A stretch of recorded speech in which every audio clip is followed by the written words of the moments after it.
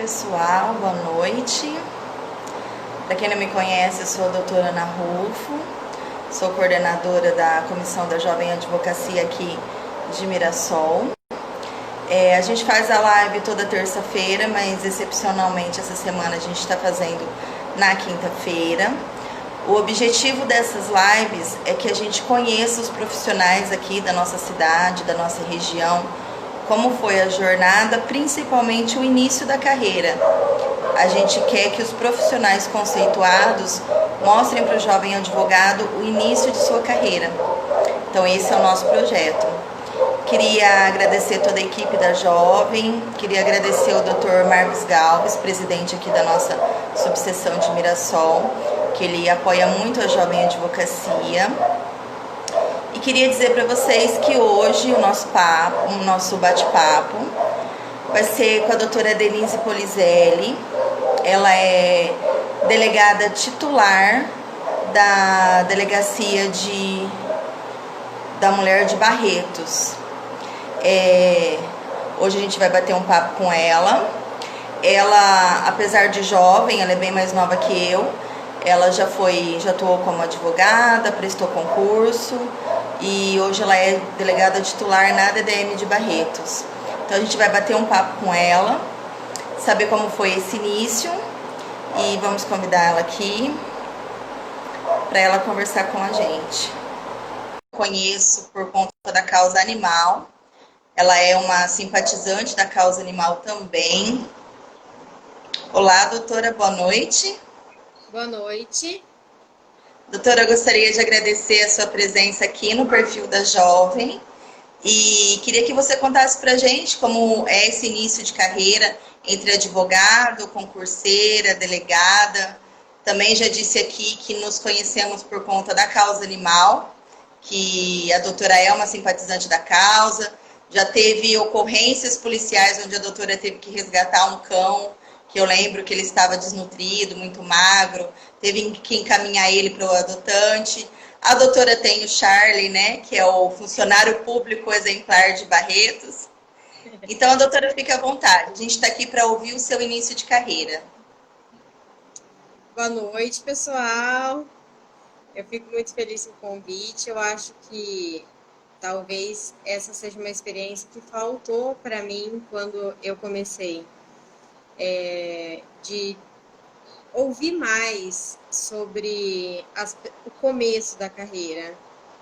É sempre muito difícil o comecinho, assim, as primeiras experiências, aquela coisa de não saber como agir, que palavras usar, até que roupa usar, meu Deus, né? Fica aquela, nossa, que impressão que eu vou causar. Enfim, eu sou de Rio Preto, eu fui para Londrina fazer faculdade na UEL. E eu acho importante falar que eu fiz faculdade pública, não é para me gabar, mas é porque eu acho que às vezes quando eu falo isso, as pessoas pensam, ah, então é por isso que você passou no concurso. E elas logo pensam que por elas terem feito uma faculdade particular, elas não vão passar em nada. E isso não é verdade, porque vários dos meus colegas que são delegados, e nessa minha caminhada até agora, promotores, juízes que eu conheci, muitos deles fizeram faculdades particulares, e eu acho que isso é uma coisa que a gente tem que desmistificar. Eu não saí da faculdade com a minha vida garantida. Se eu não fosse estudar, eu não iria conseguir passar no concurso e também não conseguiria, se eu não tivesse empenho, clientes, enfim, não teria sucesso. Então, é um mito. Eu acho importante a gente falar sobre isso. E depois que eu saí da faculdade, eu tive muitas dúvidas. Eu acho que muita gente tem dúvida, né? A dúvida é uma coisa que nos persegue, vamos dizer assim. E aí eu decidi fazer o concurso para delegado, não foi de cara, assim, direto. Eu fiquei em dúvida se eu fazia o concurso ou se eu seguia outra carreira. Por um tempo eu fui advogar, e eu decidi, como eu estava meio perdida, eu decidi fazer pós-graduação. E aí aconteceu uma situação que a primeira prova da OAB que eu fiz eu não passei. E, e aí foi aquela situação em que trocou a banca, e como trocou a banca, ficou um tempão sem ter prova da OAB. E aí você tá formada e tá sem OAB, e o que você faz como bacharel em Direito? Então você tem que buscar alternativas para que você possa iniciar a sua experiência jurídica, já que se você pensa em concurso ou não, mesmo como uma experiência de vida. E então eu comecei a fazer a pós-graduação, que eu pensei, é sempre uma experiência, sempre conhecimento, e conta como tempo de prática jurídica para concurso. E foi uma ótima experiência, e nesse tempo eu fui estudando também para a OAB. Quando veio a OAB, eu estudei bastante, passei finalmente na OAB, na segunda prova que eu fiz, e eu comecei a advogar. Primeiro eu morava, como eu disse, em Londrina, no Paraná, comecei a advogar lá. E é muito difícil você conseguir os primeiros clientes, porque por mais que você saiba do que você está falando, a pessoa sempre olha para você com aquele olhar de desconfiança, de inexperiência. E um dos episódios que aconteceu comigo, que eu acho que marca bastante também a questão de como você muitas vezes transmite essa jovialidade que as pessoas interpretam no mundo jurídico, muitas vezes de uma forma negativa, é que a primeira vez que eu fui distribuir uma ação, eu não tinha protocolo digital, tá? Eu fui distribuir essa ação, e a hora que eu cheguei no fórum eu tinha esquecido de assinar. E a funcionária do fórum falou para mim assim: "Ô, moça, você vai ter que levar para sua advogada assinar, porque não está assinado". E aí eu peguei a peça, né, inicial, e fui assinar. Ela falou: "Não". Eu falei: "Por que não?". Ela falou assim: "Mas você é estagiária, você vai assinar pela advogada?". Eu falei: "Não, bem, a advogada sou eu, essa daqui sou eu". Aí ela me olhou com uma cara: "Ai, desculpa, doutora". Então, assim, desde as dificuldades da pessoa não levar a sério que, por você ser jovem, ter um aspecto jovem, possa ser já advogada, até as questões de como que você vai conseguir suas primeiras experiências se você tem esse entrave em conseguir novos clientes. Então, aí devagar, eu fui pegando algumas ações para conhecidos, depois me transferi para São Paulo.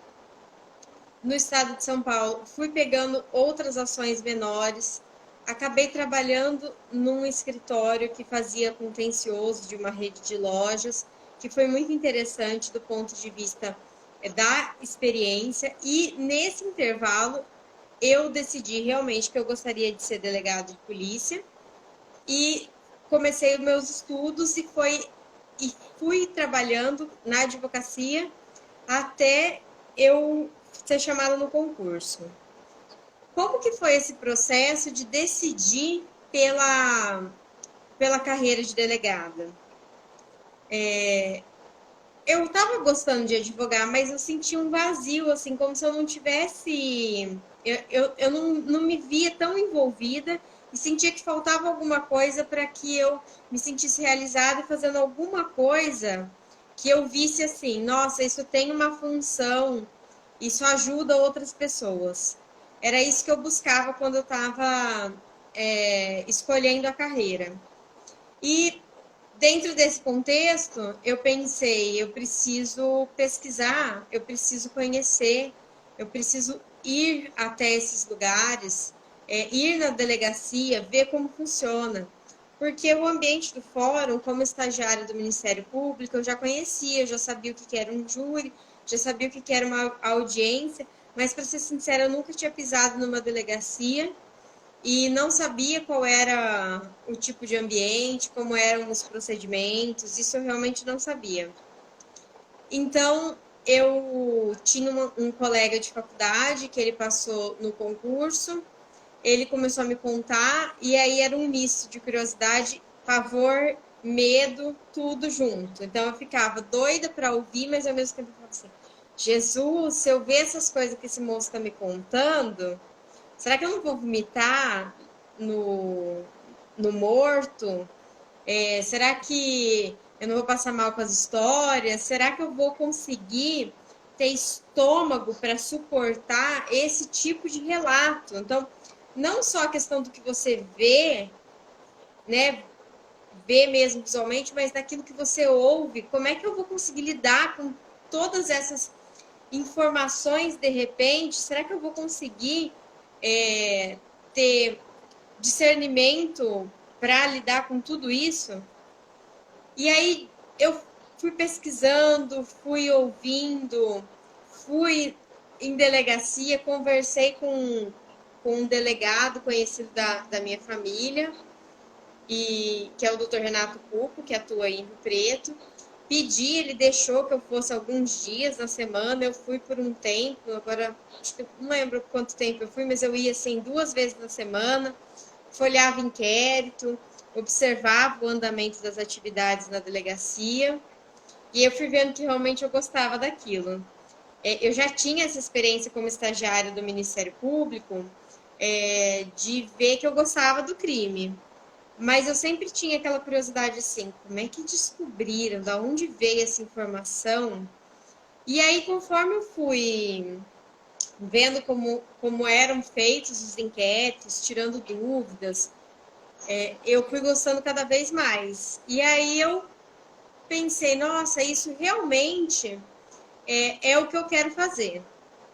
Até aí, eu tô para falar que é até fácil, porque o que vem depois é aquilo que você não espera, é aquilo que você não imagina. O que vem depois são os desafios que você não imagina. Bom, para começar, as provas em si, você precisa de toda uma logística. Então, além de estudar, que já é um desafio, e eu nesse ponto eu falo para as pessoas que para mim foi até fácil. E quando eu falo isso, não é desmerecendo o meu esforço. É porque eu não tenho filhos, eu sou solteira, e filho, casamento, família, tudo isso toma muito do seu tempo. E apesar de eu trabalhar, eu não tinha um trabalho com horário fixo. Eu trabalhava por demanda, cumprindo prazo. Então tinha dia que eu não precisava exatamente trabalhar para o escritório. Isso faz com que você tenha uma possibilidade de maior flexibilidade nos seus estudos. Então, essa é uma realidade que eu sei que muitas pessoas não vivem. Qual é a dica que eu dou para quem quer estudar, seja para concurso, seja uma pós-graduação, para se melhorar, se aprimorar? Estipule um horário para estudo que seja real para você, que seja praticável, executável. Não adianta ir naquela onda que eu vejo um monte de gente postando no Instagram. Eu estudei 14 horas hoje, então você não dormiu, não tomou banho, não comeu, não fez mais nada.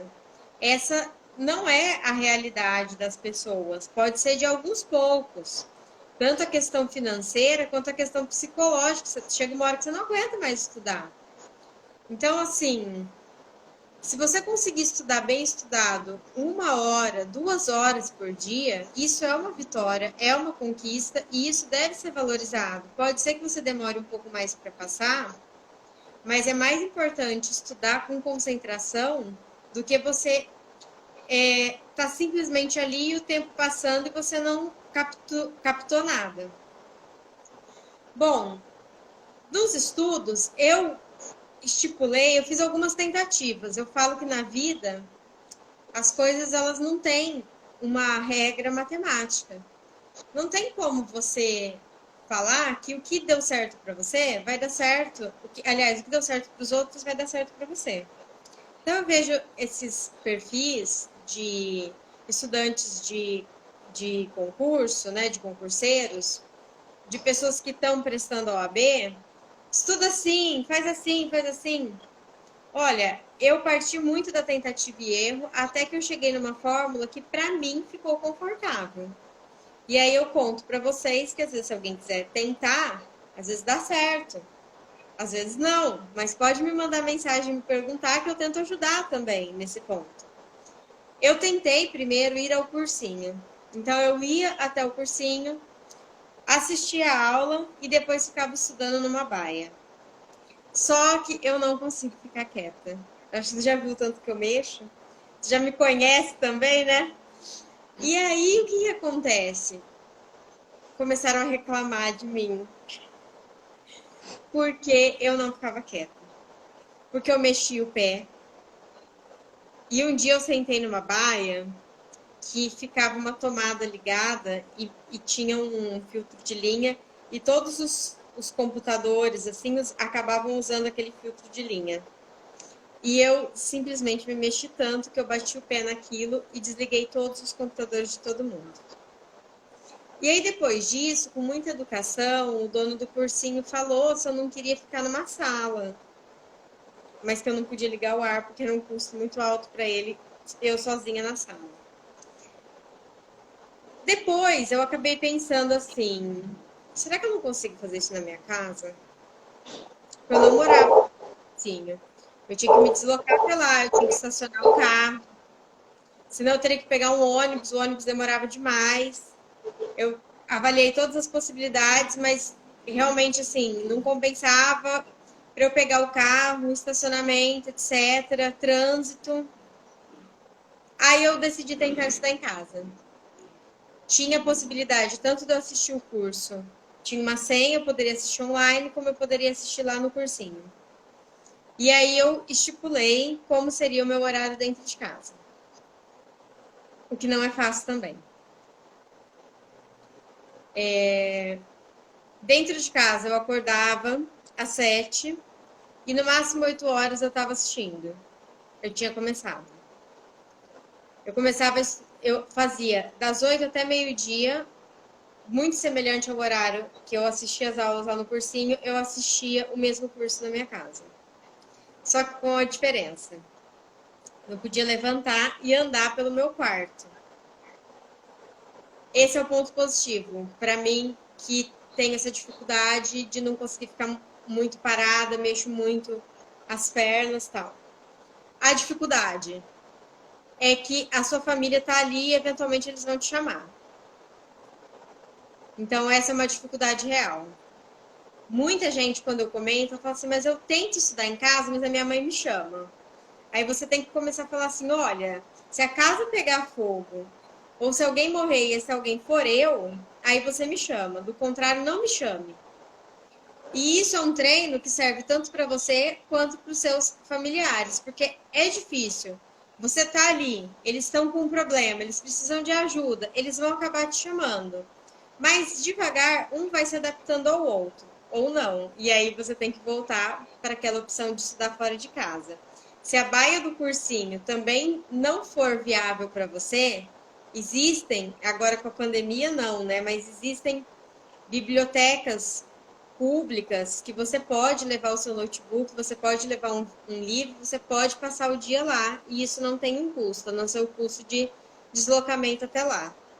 Então, acho que essas são as grandes dificuldades de você estudar. É você conseguir se organizar de forma que você consiga manter uma rotina de estudo. Aí, depois do almoço, eu tinha que fazer a parte da advocacia. E isso se prolongava até o horário que eu terminasse de fazer meu trabalho, e depois eu fazia intervalo, depois eu ia fazer questão. É muito importante fazer questões porque elas ajudam muito a fixar.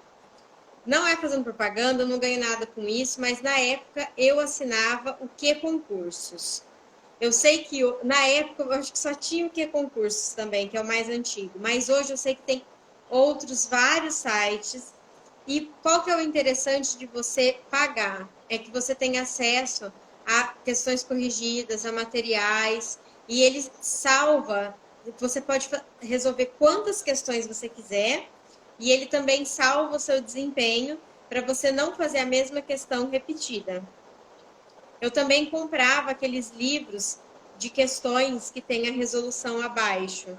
E aí você tem que ter também a disciplina de não ir para a resolução antes de resolver a questão. Então, pega uma reguinha, um pedaço de papel e deixa em cima, para você olhar só a questão. E aí eu ia fazendo dessa forma, eu pegava um rascunhinho de papel, colocava em cima da resolução para eu poder me concentrar de fato na questão. E aí foi indo, esse processo foi indo, veio a primeira fase, eu passei a primeira fase. E como que você se prepara para a fase escrita?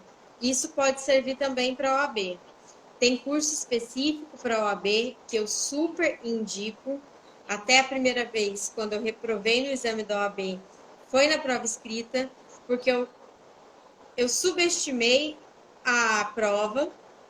Eu preciso dizer isso, porque muitas vezes a gente pensa assim, ai, mas eu sou estagiário, eu já fiz tanta peça, só que se você não tiver auxílio para preparar até o seu vadimécum e não olhar o seu vadimécum muitas vezes, que você consiga até saber em que altura mais ou menos vão estar os principais artigos, tanto que você abre a página e você sabe, esse artigo está aqui, esse artigo está aqui. Grifar algumas coisas, porque tem as coisas que podem ser grifadas, colocar as etiquetas com os números das leis, e aí eu cheguei na hora da prova da segunda fase da OAB e eu não consegui. Eu não consegui terminar, porque eu não tinha feito esse preparo. Depois eu fiz o preparo para a segunda fase da OAB, fiz um curso preparatório e foi uma experiência muito boa, tanto do ponto de vista da aprovação, quanto do ponto de vista de melhorar a minha técnica de estudo. Então, quando eu fui para a segunda fase do concurso de delegado, eu sabia que tinha um auxílio específico. Então, eu procurei um curso especializado. E, além disso, eu comprei alguns cadernos de questões de vários concursos. Eu comprei para eu resolver na minha casa. E aí eu comecei a fazer. E aí fica também algumas das estratégias que eu adotei para eu conseguir ter volume de estudo. Se você pegar para escrever tudo, você não vai aguentar sua mão. Por outro lado, se você não escrever nada, você não vai aguentar sua mão lá na hora da prova. Então, o que eu fazia? Eu separava duas questões para eu fazer por dia, no punho, e o restante eu separava por mais ou menos por tempo e ia fazendo no computador. E depois, essas que eu fiz à mão, eu passava limpo no computador também. E eu usava esses arquivos como uma forma de catálogo para depois estudar, possivelmente, para a prova oral, pensando, não, eu vou para oral. Porque toda a sua preparação, ela nada exclui, ela só acrescenta. Então, você sempre vai acumulando conhecimento. E mesmo quando você pensa assim, eu esqueci, a hora que você começa a ter contato de novo com aquela matéria, com aquele assunto, você vê que você lembra alguma coisa. E não é começar do zero, você já começa, você recomeça a adiantada. Enfim, com o passar do tempo, minha mãe falando, você sempre teve disciplina para estudar. De fato, eu sou uma pessoa disciplinada. E eu sempre tentava colocar horário para tudo. Então, eu tinha horário, como a minha prova de delegado tinha teste físico, eu tinha horário para ir para academia, eu tinha horário para comer, eu tinha horário para tudo. E eu acho que uma coisa que é muito importante a gente destacar é o horário para descansar. Isso eu não vejo as pessoas falando. E a gente não é máquina. A gente precisa descansar. Então, eu levava isso muito a sério. Eu fazia blocos de estudo. Quando tinha o intervalo, eu parava, fazia o intervalinho. Então, durante o meu horário de estudo, não pode celular, não pode. Então, eu não podia mexer no celular, porém, o seu cachorro tá latindo, o Charlie saiu para procurar. Então, não pode mexer no celular na hora que está estudando, mas você pode tornar esse momento do celular prazeroso como um momento de intervalo. E é assim que eu usei o meu celular. Então, eu podia olhar o Facebook, o WhatsApp, o Instagram, que fosse, eu podia olhar na hora que eu estivesse no meu intervalo. Fora do meu intervalo, eu não podia mexer. Eu também aproveitava o meu intervalo, eu dava uma volta pela casa. Muitas vezes eu saía na rua, pegava até um sol, exatamente para você ter tudo esquematizado, mas que você conseguisse ter o prazer nesse momento do descanso. Toma um café, se você gosta de tomar café, come alguma coisa. Então é esse momento, você tem que ter esse momento, mas ele tem que ser limitado, porque senão você transforma o seu estudo, que deveria ser esse tempo, nisso daqui, que deveria ser o seu intervalo. Então, troca, inverte as coisas e fica. E você perde o seu aproveitamento. Ah, mas eu tenho 1h30 de estudo por dia. Ótimo. Faça 3 blocos de 30 minutos, descansa 5 minutos entre eles. É melhor do que você fazer 1h30, que no fim de 30 minutos, será que você está gravando alguma coisa? Então, essa é a grande questão de tudo isso. Você sempre tem que ter essa visão, e eu falo essa visão de se ver, né? De identificar como está indo como que você está se comportando, se sentindo. Um dia que você está muito cansada, talvez é mais interessante você estudar um pouquinho menos, mas não deixe de estudar, porque funciona como uma academia. Seu cérebro, seu corpo acostuma a se sentar. Eu disse, eu tinha muita dificuldade de me sentar, de ficar sentada, de ficar parada estudando. Sempre foi a minha dificuldade. As primeiras vezes que eu fui fazer prova, eu acho que todas as vezes que eu fui fazer prova, não vou enganar ninguém, eu não melhorei muito nisso. Eu pedia para ir no banheiro 3 vezes. Eu cheguei a ir no banheiro 4 vezes durante a prova. E não era para ir no banheiro. Era para levantar. Para se movimentar. Para se movimentar. Então, eu já ouvi algumas pessoas falando assim: chega para fazer a prova, não sai para ir no banheiro, porque se você sair para ir no banheiro, você está perdendo tempo. Aí eu pensava assim: gente, esse povo é louco. Vem aqui, vem aqui, vem aqui. Tá pedindo colo. Oi, Charlie! Que lindo! Vai deitar no colo. Vai. Então, eu penso assim, gente, essas pessoas, como assim? Como que você vai passar 5 horas sentada sem levantar nenhuma vez? Como que você vai passar 5 horas sem tomar água? Porque se você não levanta para ir ao banheiro, como que você vai pensar? Você vai começar a desidratar. Sem contar que muitas vezes você chega para fazer prova, você não sabe onde você vai fazer prova, você chega num colégio estadual da PQP, não tem ar-condicionado, e você fala assim, eu não vou tomar água? Então, leva uma garrafa de água, leva chocolate, esquece a dieta nesse dia, vai tranquilo, vai feliz. É impossível? Não é.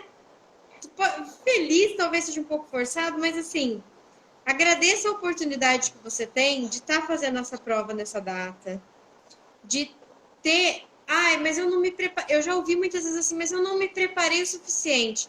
Meu bem, você só vai saber que você se preparou o suficiente quando você passar. Se você não tentar, você não vai saber. Não tem como você ter essa certeza na sua vida. Eu também achava que eu não estava preparada o suficiente até a hora que eu vi que eu tinha feito pontuação suficiente. E mesmo assim, eu ainda fiquei meio incrédulo, até eu só acreditei mesmo, de fato, de verdade, a hora que eu vi o meu nome na lista. Porque até então eu ficava meio assim, será? Nossa, uma desconfiança, né? E aí, você fica sempre naquela coisa assim, será? É isso mesmo? Até você acreditar, ver seu nome no Diário Oficial. Bom, enfim, fui para a prova oral. Quais são as dificuldades da prova oral? Todas. Primeiro, alguém vai te ver, vai ver você falando, vai ouvir o seu tom de voz, vai ver se você treme, se você sua, se você... vai ver tudo. E se você não lembrar? E aí, mais uma vez, eu busquei ajuda, e dessa vez eu busquei ajuda de diferentes pessoas. Eu fui fazer um curso especializado, como não são tantos candidatos que vão para a segunda fase de uma prova oral, não tem tantos cursos. Geralmente os cursos são presenciais. Naquela época, não tinha tanta opção de curso telepresencial. E eu acabei indo para São Paulo algumas vezes para fazer uma simulação de prova oral. Foi interessante, sim. Mas eu falava, são poucos encontros, eu quero mais, eu preciso de mais para ficar tranquila.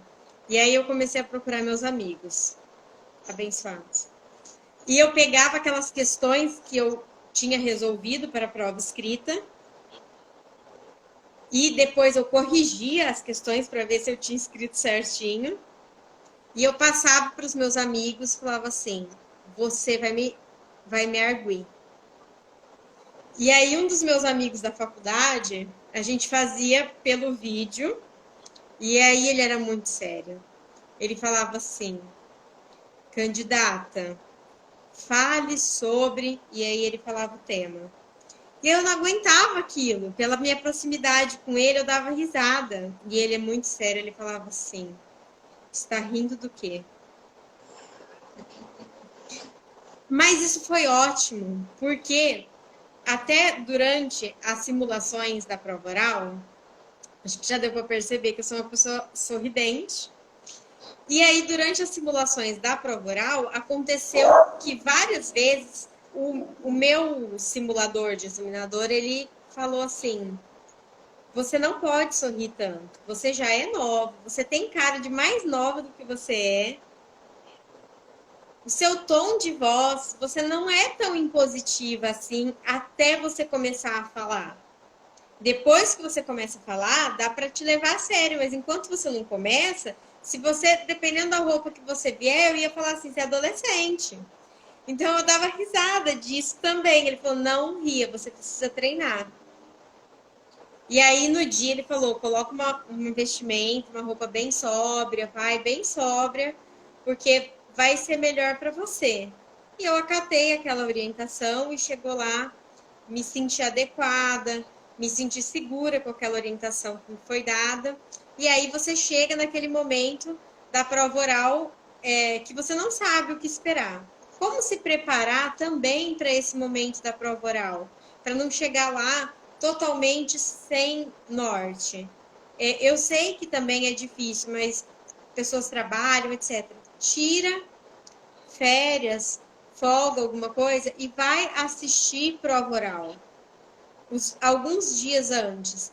As provas para delegado, elas são todas em São Paulo, e a maioria das provas sempre são em capitais. Para mim, isso era um custo, não tinha como eu passar tantos dias assim em São Paulo. Eu fiquei na casa de uma amiga, pegava o metrô, ia até o Butantã, na academia de polícia, para eu assistir a prova, depois eu saía, pegava tudo de volta, para voltar para casa da minha amiga, levava tipo 1h30 só. Então, assim, não é tão fácil, eu sei que não é, mas foi ótimo para mim. Por quê? Porque eu vi mais ou menos como era a dinâmica. E aí eu consegui pensar assim, eu preciso me portar assim, isso daí funciona assim. Você vai entrando naquele clima e vai tendo uma ideia do que você vai esperar. E aí eu fui, minha prova era numa quarta-feira, e eu comecei a assistir as simulações. E eu vi que todos os dias a banca era composta pelas mesmas pessoas. Aí eu fui vendo mais ou menos o estilo do examinador. Legal, muito bom, muito positivo, se não fosse pelo fato de que no dia a minha banca não era aquela. Porque as pessoas não poderiam estar naquele dia, então eram outros examinadores. Apesar da surpresa negativa para mim, que não eram os mesmos examinadores, ainda assim eles seguiam um certo padrão. Claro que cada um tem um jeito de trabalhar, qualquer que seja esse trabalho, mas para mim foi interessante porque eu consegui determinar um certo padrão, como responder, como agir. E foi muito interessante, foi muito positivo para mim. Eu percebi que quanto mais você fala, mas eles perguntam. Então eu tentei não falar muito e esperar que as perguntas viessem. E isso teve um efeito, acredito que positivo, porque eu percebi que algumas arguições duravam 40, 45 minutos, enquanto que a minha durou 20. Então, se você começar falando, você tem que responder o que eles te perguntam, mas você não precisa puxar outro assunto. Porque se você puxar outro assunto, automaticamente vai ser a próxima pergunta. E ele vai fazer essa pergunta e as perguntas que ele separou para fazer para você, do ponto. Pelo menos foram situações que eu observei durante as bancas que eu assisti. Ao final da minha banca, eu era a sexta pessoa e tinham 10 pessoas para ser arguidas naquele dia. Eu era a sexta. Quando terminou, como eu havia chegado na academia de polícia meio-dia, e eu tinha feito só um lanchinho muito rapidinho no intervalo, a hora que acabou, eu não fiquei assistindo de mais ninguém, eu só queria ir embora. E aconteceu uma coisa muito curiosa comigo. Eu saí da prova e eu não conseguia lembrar nada que eu tinha falado.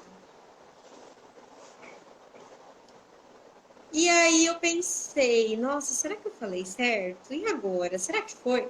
Até que uma das pessoas que assistiu a minha banca falou assim, nossa, foi super bem, você passou segurança. Eu achei, até quando você falava que não se recordava, você falava assim, eu não me recordo. E ficava firme, assim, eu achei que foi muito bem. Falei, nossa, que bom, né? Graças a Deus, porque você na hora que você tá lá, é aquela coisa, até quando a gente é advogado de alguém, você tem aquele envolvimento emocional com a situação e você não tem uma leitura racional. Quando você contrata um advogado, muitas vezes o que você quer é que ele faça essa leitura racional por você. Então, acredito que a gente sempre tem que aproveitar o raciocínio de determinada situação para a sua vida. Então, eu não consegui fazer essa leitura, simplesmente. Eu saí da prova pensando, nossa, não sei, eu não sei, eu não sei, eu não sei. Eu acho que se perguntasse meu nome assim que eu passei pela porta, eu ia falar, não sei. E, por fim, que demorou, porque o resultado da prova oral só sai quando passa o de todo mundo, quando todo mundo passa pela prova oral. E eu tava, assim, um pouco antes do meio do calendário. Então, ainda acho que ficou uns 20 dias, mais ou menos, até sair o resultado. Aí, quando saiu o resultado, eu não sabia. Vamos lá, eu não era uma concurseira frenética, tá? Vamos deixar isso claro. Apesar de eu querer muito passar, eu tentei não adquirir hábitos de ansiedade, porque eu já sou ansiosa. Então, se eu não trabalhasse isso de alguma forma, eu ia ficar mais ansiosa ainda. O Diário Oficial sai todo dia 4 horas da manhã, mas eu não acordava de madrugada para olhar. E tem gente que colocava o despertador e ficava esperando sair. Eu não fazia isso. E aí, muitas vezes eu esperava, a hora que eu percebia que eu acordava de manhã, eu ia olhar o celular. Se tivesse mensagem de alguém ali, era porque tinha um resultado. E aí foi como aconteceu. Eu cheguei, eu olhei, eu vi várias pessoas, parabéns, parabéns, parabéns, eu vi que eu tinha passado. Mas a hora que as pessoas me deram parabéns, como eu disse, eu sempre fui muito desconfiada. Eu falei assim, eu quero ver o meu nome no Diário Oficial. Bom, vi o nome no Diário Oficial, aí eu acreditei. Demorou ainda um tempo, por N questões da administração, até que eu fosse chamada. Então, a minha primeira prova foi em março de 2014. Eu tomei posse no meu concurso dia 21 de novembro de 2016. Certo? Então, demorou. Quando eu fui tomar posse, aí eu comecei a ter contato com uma realidade que eu não sabia bem qual era, que é uma realidade da polícia. E uma das coisas que me chamou a atenção, eu já tinha sido alertada algumas vezes assim, mas isso é profissão de homem, mas por quê? Não tem outra mais feminina, mais, né? E aí isso era uma coisa que me incomodava, por óbvio, mas eu só fui me dar conta de onde eu estava entrando mesmo quando eu entrei. E aí, logo de cara, eu já percebi algumas coisas assim. Ah, mas você, por exemplo, no dia da posse mesmo, eu estava sentada no auditório, a todas as carreiras misturadas, e aí eu ouvi algumas perguntas assim, mas você é delegada? Então a pessoa pressupõe que para ser delegado você é homem. Logo no início da Cadepol, eu lembro eu subindo a rampa da Cadepol com um uniforme, porque cada carreira tem uma cor de uniforme, e tá escrito delegado de polícia no seu uniforme, e eu ouvindo assim de alguns portinhos de outras carreiras, sabe, portinho, né? E eu com esse porte, né? Para quem não me conhece pessoalmente, eu não tenho 1,60 de altura. Eu acho importante destacar que eu sou uma pessoa muito pequena. E o que acontece? As pessoas faziam comentários para mim, para outras meninas. Ah, essa não vai durar nem até o fim da academia. Bom, eu durei até o fim da academia, tanto que eu estou aqui hoje. E quando eu comecei a trabalhar, esse preconceito, essa discriminação com as mulheres, lógico que ela continuou, porque ela faz parte, ela é uma cultura da sociedade, não só da sociedade policial, mas da sociedade como um todo.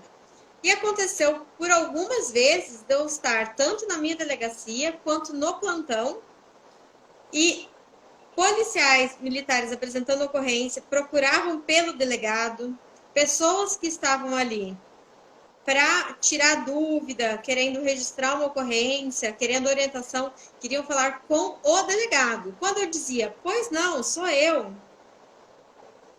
a pessoa olhava para mim tipo assim, como assim é você? Então, uma descrença de que uma mulher e jovem pudesse ser delegada.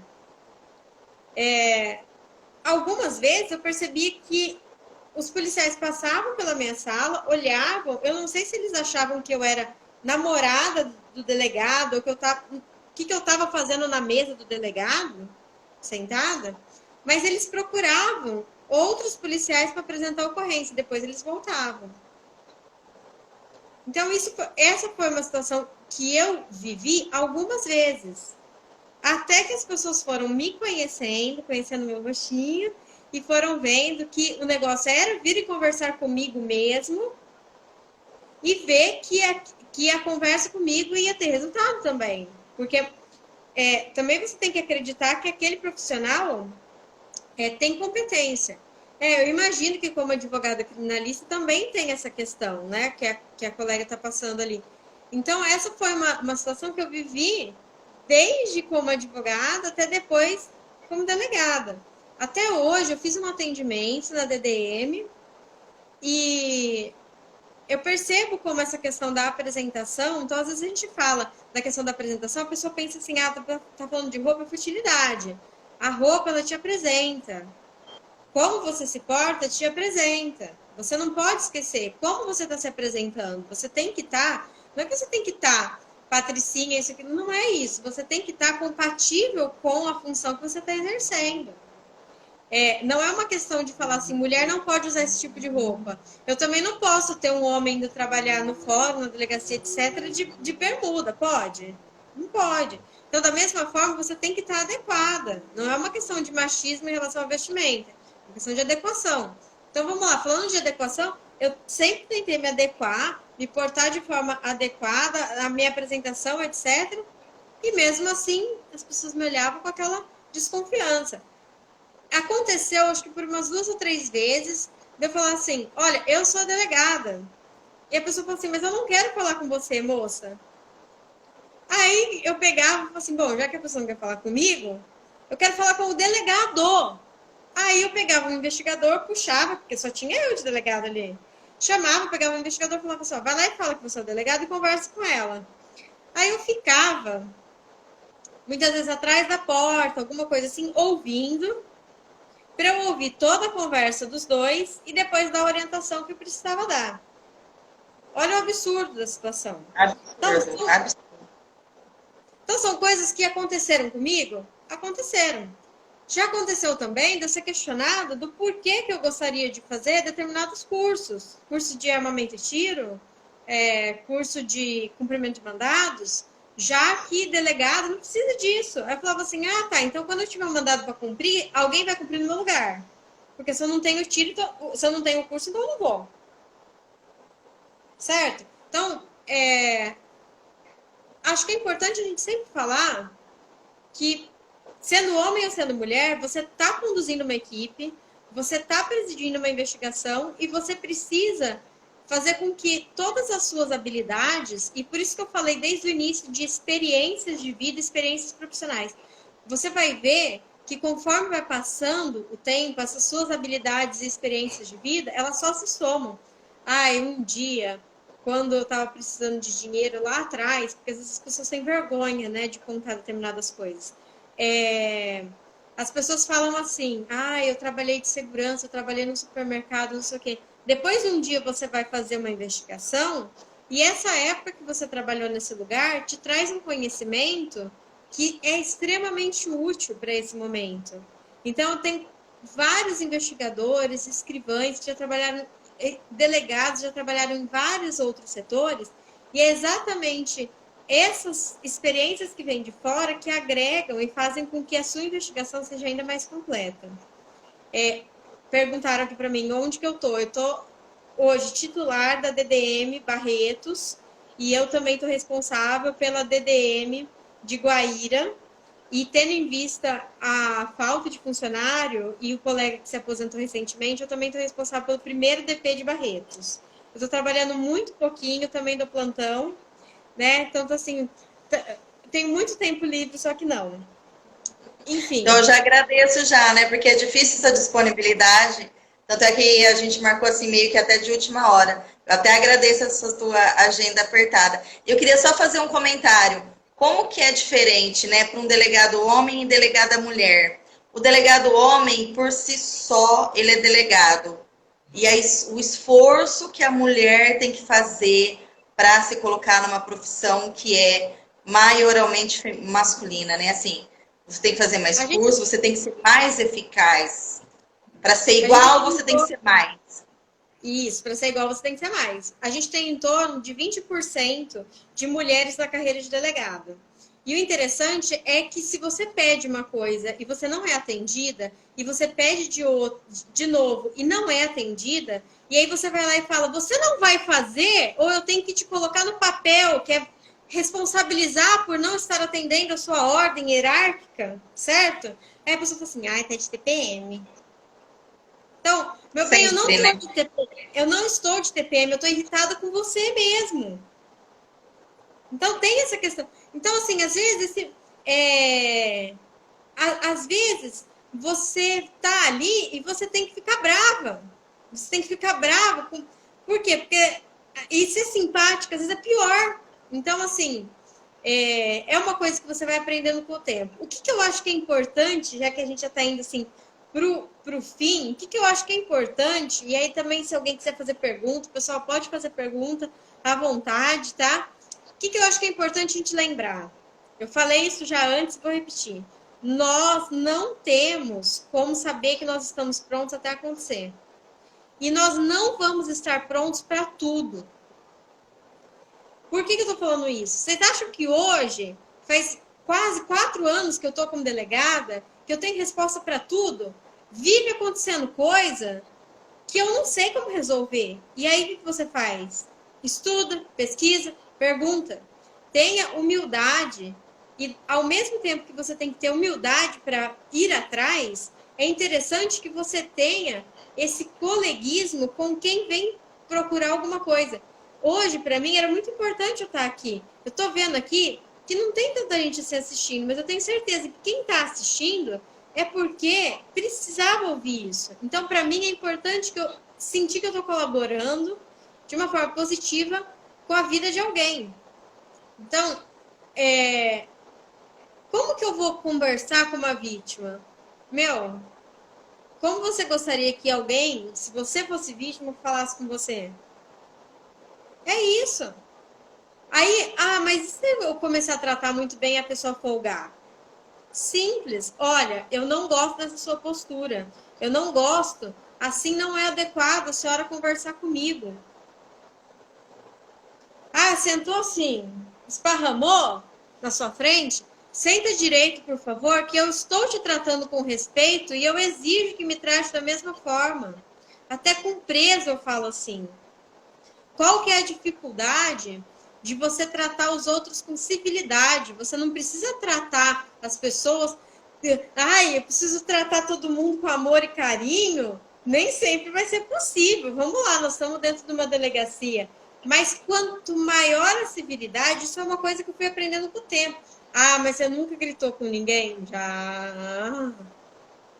E eu vou falar. Grita com a pessoa, você pode até resolver a situação. Você fica bem depois? Você gostaria de ter gritado? Não. É melhor você falar para o seu escrivão assim: faz uma certidão e consta que ele me chamou de idiota, que ele me chamou de delegadinha, que o preso falou que eu sou folgada porque eu mandei ele sentar direito e parar de coçar as partes dele. São situações reais, tá? São exemplos reais.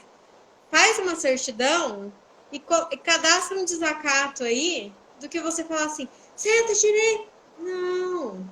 Só que isso é uma coisa que nem sempre você vai manter o seu controle emocional e você vai precisar passar por diversas experiências para perceber qual é a melhor atitude a ser tomada.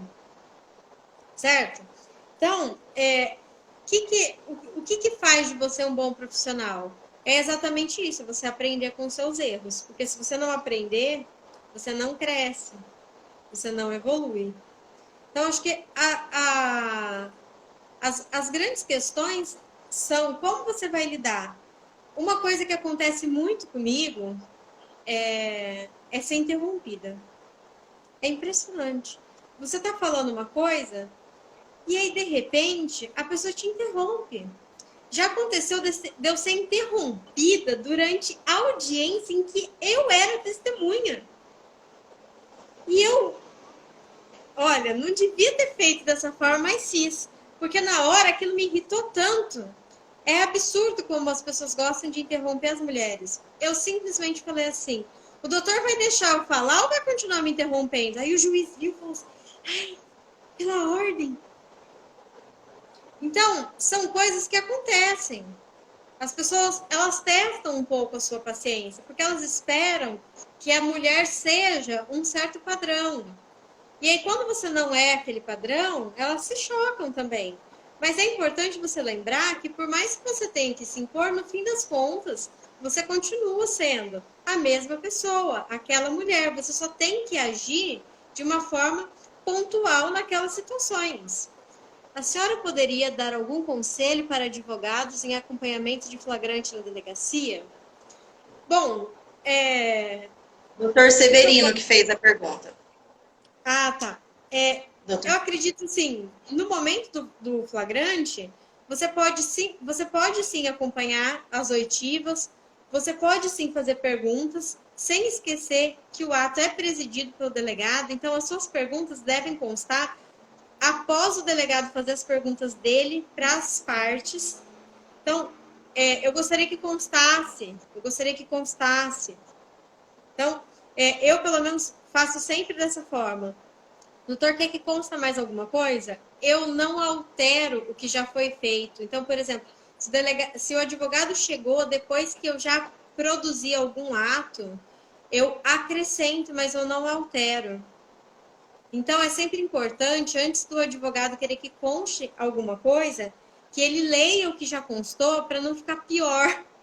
Porque senão vai ficar uma contradição esquisita. É sempre importante, antes dele pedir para fazer constar, ele fazer essas verificações para que não piore a situação do cliente em vez de melhorar. Um embate no momento do flagrante pode significar para você um embate pontual, mas se esse embate for constante, em vez de você ter um acesso fácil ao delegado, ao escrivão, vai ficar sempre aquela coisa assim, das pessoas ficarem postergando te atender, porque fica uma coisa sempre conflituosa. Então, eu sempre indico a gente tentar fazer com que as coisas sejam sejam conduzidas da forma mais tranquila possível por todos os lados. Como delegada da mulher, a senhora percebe se os acusados de agressores tendem a intimidar a senhora por ser mulher também? Já aconteceu várias vezes de eu ser intimidada por agressores. Eu já disse aqui antes que eu sou bem baixinha, então já aconteceu algumas vezes da pessoa, ela tá sentada, a hora que eu entro na sala e vou fazer alguma pergunta, alguma coisa, a pessoa fica em pé e fica me olhando de cima, assim, sabe? Aí eu falo, olha, senta, por favor, porque o senhor não está dispensado, não finalizou, e enquanto o senhor é ouvido, o senhor tem que ficar sentado. Já aconteceu outras vezes de eu ter que até me impor mais. Só que isso não é tão comum assim, graças a Deus. Porém, já aconteceram algumas vezes comigo e também com escrivãs. Se tem possibilidade de eu ir trabalhar em Rio Preto, a transferência de cidade é sempre uma opção. A gente não é transferido, a não ser que ou a gente faça uma merda muito grande, seja transferido como punição, ou porque a gente quer. Então, no caso, por hora, eu gosto da situação que eu vivo aqui, então por hora não. Então, assim, de fato, acontecem situações. A gente vive num ambiente machista. É importante a gente falar que muitas vezes esse próprio comportamento machista vem das próprias mulheres. Eu já ouvi muitas vezes: ah, não sei por que você está querendo registrar a sua ocorrência e pedir protetiva. Eu já apanhei, sua irmã, sua mãe, sua tia, todo mundo já apanhou. O que você está querendo fazer circo agora? Então, eu sempre digo para nós mulheres e também para vocês homens, nós temos que nos policiar para que nós não sejamos propagadores do machismo. Essa é uma dificuldade que eu tenho, e muitas vezes em comentários que eu ouço enquanto eu estou trabalhando, se eu fico brava com alguma coisa, se eu não concordo com alguma coisa, já ouvi várias vezes. Então, é tudo uma questão de você ir se impondo, e eu acho que com o tempo, espero e acredito, na verdade, que isso vai melhorar sim. Tá. Doutora, já estamos encerrando já, encaminhando já para os minutinhos finais. Eu queria só emendar esse questionamento dele da doutora vir para Rio Preto. Eu tive uma experiência na Delegacia da Mulher de Rio Preto que me deixou muito triste como mulher. Eu sou advogada numa ação de alimentos e ela estava sofrendo muitas ameaças do pai da criança. E eu orientei que ela fizesse o boletim e pedisse a medida.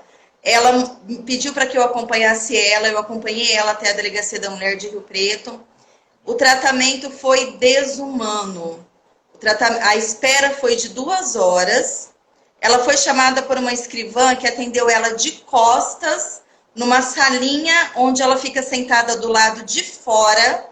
Colocaram ela sentada em frente à porta, do lado de fora da salinha. A escrivã de costas gritando lá de dentro. Ah, então a senhora quer dizer que é assim, assim, entendeu? Eu ali do lado dela como advogada, eu não sabia o que eu fazia, sabe? A hora que eu cheguei em casa e contei para minha filha de 15 anos, ela falou, e você vai deixar assim? Você não vai fazer nada? Minha filha falou. Aí eu pensei assim, o que eu faço? Eu vou para a corregedoria? Eu abro algum comunicado, alguma coisa? Então eu entendo esse sentimento do doutor comentando da doutora vir para Rio Preto. Rio Preto falta uma certa humanização no tratamento da mulher na delegacia. É uma tristeza. Eu queria muito te agradecer. Infelizmente, o Instagram, com 1 hora, a live cai. A gente não tem tempo. Se Deus quiser, a gente vai agendar uma outra hora para a gente falar daquele boletim de preservação de direitos que o pessoal quer fazer a rodo, né? E não tem necessidade. E eu queria, assim, foi muito bom para mim revê-la. Faz anos que a gente não se vê pessoalmente. E a causa que nos une, né? Nem todo mundo sabe. Mas a Margot, ela fica comigo toda live. Mas não é qualquer convidado que eu posso mostrar a Margot, né, Margot? Então, os outros convidados todos, eu sou mais contida. E é isso, queria muito te agradecer, Denise. Aí fica para você uns minutinhos para se despedir. Eu agradeço muito. Vou falar rapidinho, né, que eu acho que ainda tem um minutinho. A questão da humanização do atendimento, eu não me imaginava numa DDM até eu receber o convite para vir para a DDM. E aí, todas as minhas experiências até então... 20 segundos. eu pensei, eu preciso adequar meu espaço e minha forma de atendimento para que seja o mais positivo possível. Podemos fazer uma nova live falando especialmente disso. Tá, joia. Beijo. Obrigada. Tchau, tchau. Obrigada. Tchau.